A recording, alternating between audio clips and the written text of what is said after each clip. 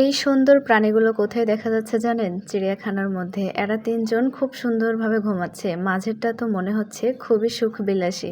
তো ৩ জনকে দেখে আমার খুবই হাসি পাচ্ছিল।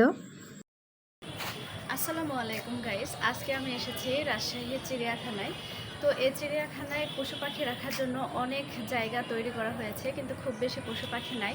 তো যতটুকু আছে ততটুকু আজকে আপনাদের দেখানোর চেষ্টা করব। তো এইদিকে দেখেন, সব জায়গা তৈরি করা হয়েছে। তো অনেক বড় জায়গা জুড়ে রাজশাহী চিড়িয়াখানা অবস্থিত।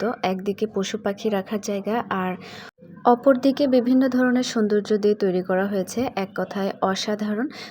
তো এখানে টিয়া পাখি দেখতে পাচ্ছেন। টিয়া পাখিগুলো মাশাআল্লাহ অনেক সুন্দর। মোট ৪টা টিয়া পাখি ছিল এখানে। তো ওদের কাছে আনার জন্য আমি বাদামের খোসাগুলো ছিটিয়ে দিচ্ছিলাম। আর এখানে রয়েছে একটি বানর, ছোট্ট একটা বানর। দেখতে কিন্তু অনেক কিউট ছিল। খুবই শান্তভাবে ভিতরে বসেছিল আর সবার মুখে মুখে তাকাচ্ছে। আর এইটার ভিতরে রয়েছে বেশ কয়েকটা খরগোশ। খরগোশগুলো কিন্তু আমার বেশ ভালো লেগেছে, খুবই সুন্দর লাগছিল। এরা ঘাস আর কিছু ফল কেটে দেওয়া ছিল, ওগুলোই খাচ্ছিল। আর এইসবই দেখার জন্য প্রতিদিনই ভিড় করে অসংখ্য মানুষ।